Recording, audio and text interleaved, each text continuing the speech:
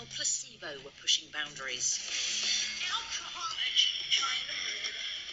New on the scene, they'd set out to reintroduce a flavour of confusion to British pop culture. Looking out for number one. We hadn't really been a band for that long, and it kind of felt like we'd sort of tricked people into taking us seriously, and that sooner or later we were going to be found out. I'll break down. First rehearsal, got the boots in my hat. She's universal. 50 pounds. She's coming over me. We were just so surprised that our third single had been so successful, and that we were sort of being invited to take part in this, British cultural institution. What's the last for days? Nancy Boy, that was just an instant floor filler. Just, it had this droning feel to it, and then the lyrics were just another Nancy Boy. The sarcasm, the bitterness to it.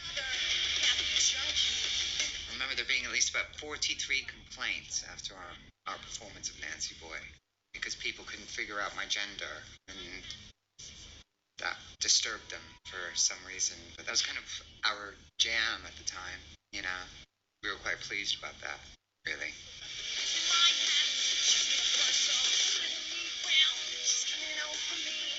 There was a fuss about Placebo because Brian was quite androgynous.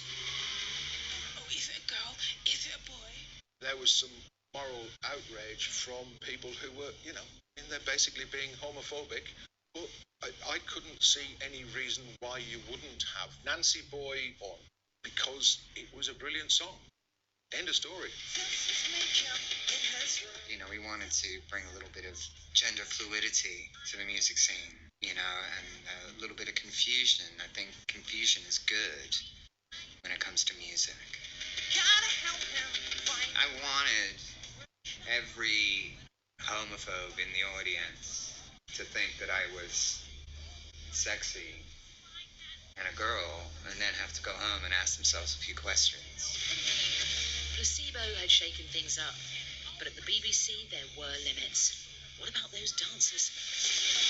We brought the most outrageous characters from the music video to the studio, that's right, and they weren't allowed to perform. That I had completely forgotten about that, because it was too out there, too sexy, too homoerotic, perhaps. It was just too much. They weren't professional dancers. They were more gyrators than dancers, to be honest.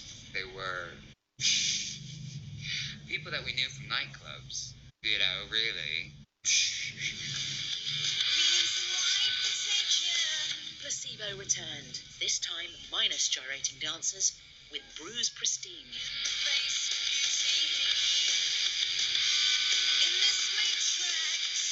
We stuck out like a sore thumb, and the songs were talking to people, I guess, who felt that most mainstream music wasn't speaking to them, and we didn't realize how many misfits, misshapes, or square pegs there were out there, and we seemed to kind of attract them all at that point.